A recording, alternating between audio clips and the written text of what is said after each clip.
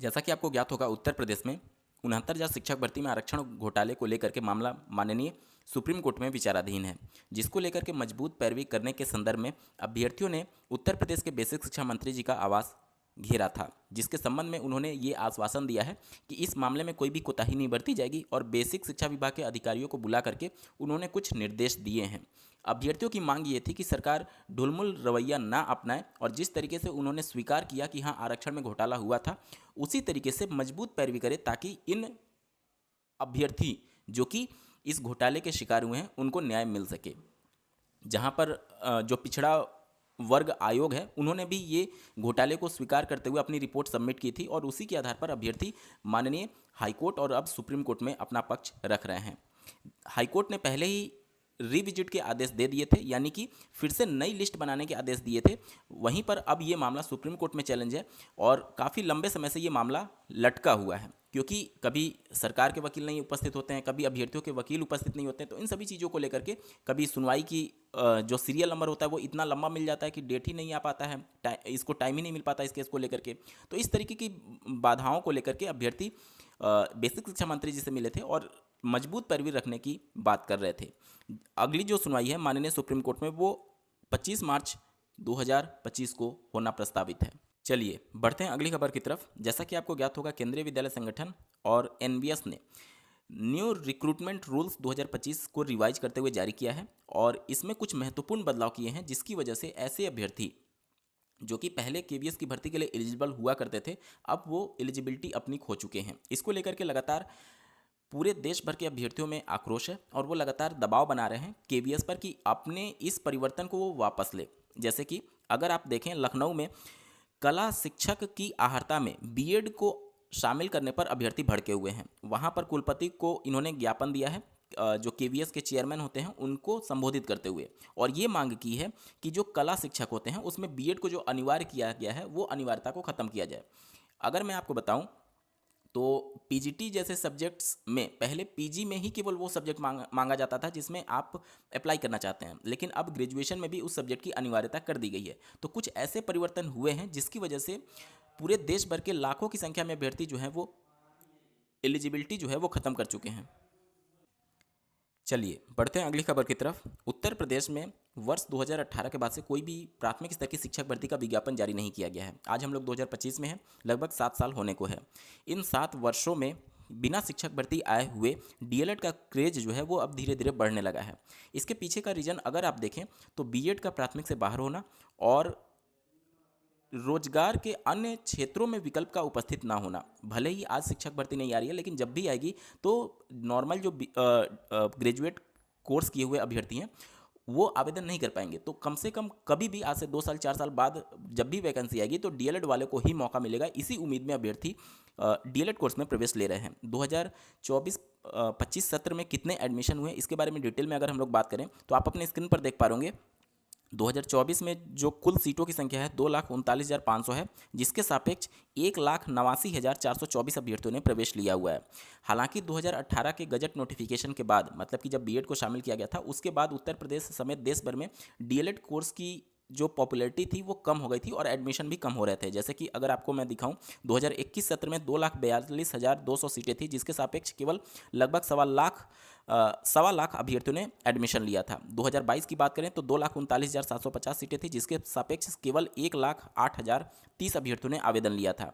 वहीं पर 2023 में जब जजमेंट आया बीएड को बाहर करने से संबंधित, तब डीएलएड का क्रेज देखिए तेजी से बढ़ा और 1,92,000 अभ्यर्थियों ने एडमिशन लिया। और 2024-25 सत्र में भी अगर आप देखेंगे तो 1,89,424 अभ्यर्थी एडमिशन ले चुके हैं। और ये डेटा जो है वो कंफर्म किया है पीएनपी के सचिव श्री अनिल भूषण चतुर्वेदी जी के द्वारा कंफर्म किया गया है। ठीक है, तो इस तरीके से आप समझ सकते हैं कि भले ही भर्ती नहीं आ रही है, लेकिन डीएलएड का क्रेज धीरे धीरे करके ही सही बढ़ता जा रहा है युवाओं के बीच में। उत्तर प्रदेश सरकार ने हाल ही में अपने कार्यकाल के 8 वर्ष पूरे कर लिए हैं और इसको लेकर के जो ऑफिशियल ट्विटर हैंडल है उत्तर प्रदेश सीएम के, उनके द्वारा लगातार ट्वीट करके इन 8 वर्षों में क्या उपलब्धियां हासिल की गई हैं उसके बारे में जिक्र किया गया है। इसी उपलब्धि के बीच में एक ट्वीट आप अपने स्क्रीन पर देख पा रहे होंगे। जिस उत्तर प्रदेश में कुछ लोग नकल को जन्मसिद्ध अधिकार मानते थे, आज वहां नकल विहीन परीक्षाएं हो रही हैं। बेसिक शिक्षा परिषद के जो स्कूल बंदी के कगार पर थे, आज उनमें 50 लाख से अधिक बच्चों की बढ़ोतरी हुई है। ये ऑफिशियल ट्विटर हैंडल से ये ट्वीट किया गया है। मतलब कि इन 8 वर्षों में 50 लाख से ज़्यादा अभ्यर्थी बेसिक स्कूलों में एडमिशन लिए हैं। इनके कहने का मतलब ये है। इसका मतलब तो ये है कि 50 लाख जब नए रजिस्ट्रेशन हुए हैं तो उतनी भारी संख्या में शिक्षकों की भी जरूरत पड़ेगी। और 2018 से कोई भी शिक्षक भर्ती का विज्ञापन जारी नहीं किया गया है। या तो ये हो सकता है कि इन बच्चों को पढ़ाने के लिए टीचर नहीं है, या तो जो समय समय पर सदन में आंकड़े प्रस्तुत किए जाते हैं कि हमारे पास छात्र शिक्षक अनुपात बराबर है, वो आंकड़े गलत हैं। क्योंकि दोनों चीज़ें एक साथ पॉसिबल नहीं हो सकती। या तीसरा विकल्प ये हो सकता है कि जो सैंक्शन पोस्ट हैं उनमें भारी कमी हो। अगर आप पीएबी की रिपोर्ट देखेंगे आज से 4 साल 5 साल पहले, तो वहाँ पर जो सैंक्शन पोस्ट थे और आज के डेट में पीएबी की रिपोर्ट देखेंगे जो सैंक्शन पोस्ट का है, उसमें लाखों की संख्या में शिक्षकों के पद में कमी आई है। ये तभी संभव हो सकता है जब छात्र शिक्षक अनुपात में कमी हो और लगातार स्कूल मर्ज किए जा रहे हैं। उसके आधार पर अगर पुराना वाला जो विद्यालय है वो तो बंद ही हो गया, तो ये किस तरीके के डेटा हैं और किस तरीके के आंकड़े हैं वो अपने आप में ही बहुत बड़े विवादास्पद चीज़ों को जन्म देते हैं। हालांकि मीडिया इतना कभी भी खोजबीन नहीं करता और ना ही सवाल पूछने की हिम्मत रखता है। क्योंकि जब आप एक बार जब दावा करते हैं कि हमारे स्कूलों में 50 लाख से ज़्यादा रजिस्ट्रेशन हुए हैं, एडमिशन हुए हैं, तो मीडिया को ये पूछना चाहिए फिर टीचर की रिक्वायरमेंट क्यों नहीं है, आपकी रिक्वायरमेंट लगातार कम क्यों होती जा रही है। दूसरा, जब शिक्षक छात्र अनुपात की बात आती है तब वहाँ पर ये आंकड़े प्रस्तुत नहीं किए जाते हैं। लेकिन जब इसको उपलब्धि के तौर पर गिनाना होता है तो जरूर ये आंकड़े प्रस्तुत किए जाते हैं कि हमारे पास लगातार शिक्षकों के हिसाब से छात्रों की संख्या में लगातार बढ़ोतरी हो रही है। तो ये एक उपलब्धि तो है।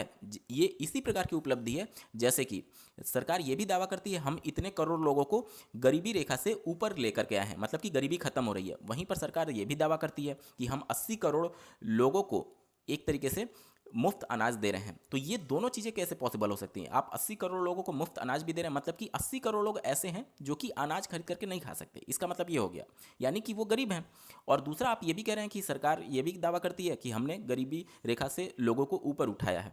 तो ये समझ से परे है और इस चीज़ों को समझने के लिए निश्चित तौर पर बहुत ही स्पेशल बौद्धिक क्षमता की ज़रूरत पड़ेगी, जो कि शायद आम इंसान के पास नहीं है। चलिए बढ़ते हैं अगली खबर की तरफ। बिहार में STET 2024 का मूल प्रमाण पत्र प्राप्त करने के लिए सभी जिलों के जो जिला शिक्षा पदाधिकारी हैं उनके द्वारा नोटिफिकेशन निकाला गया है। जैसे अभी आप अपने स्क्रीन पर सासाराम जिले का रोहतास का यहाँ पर देख पा रहे होंगे ऑफिशियल नोटिस। यहाँ पर इनके द्वारा ये कहा गया है कि STET 2024 का जो मूल प्रमाण पत्र है वो प्रत्येक कार्य दिवस में 10:30 बजे से लेकर के 4:30 बजे तक आप प्राप्त कर सकते हैं। तो अगर आप भी STET परीक्षा पास कर लिए हैं तो आप कार्यालय पर जाकर के अपना जो STET का मार्कशीट है वो प्राप्त कर सकते हैं। और इसके लिए क्या क्या चीज़ें चाहिए तो आप देख सकते हैं, एडमिट कार्ड की छाया प्रति, आधार कार्ड की छाया प्रति, और अभ्यर्थी स्वयं उपस्थित होंगे। ठीक है, इसके अलावा आवेदन पत्र भी आपसे मांगा गया है। तो इन चीज़ों के साथ आप उपस्थित हो सकते हैं कार्यालय पर और अपना जो STET का प्रमाण पत्र है, मूल प्रमाण पत्र, वो आप प्राप्त कर सकते हैं। अन्य जिलों में भी इसी प्रकार से आपको जिला शिक्षा पदाधिकारी के माध्यम से, उनके कार्यालय के माध्यम से ये पत्र, मूल प्रमाण पत्र प्रोवाइड किए जा रहे हैं। तो आप सभी भी एकत्र कर सकते हैं। इस वीडियो को देखने के लिए आपका बहुत बहुत धन्यवाद। भगवान करे आपका दिन शुभ हो।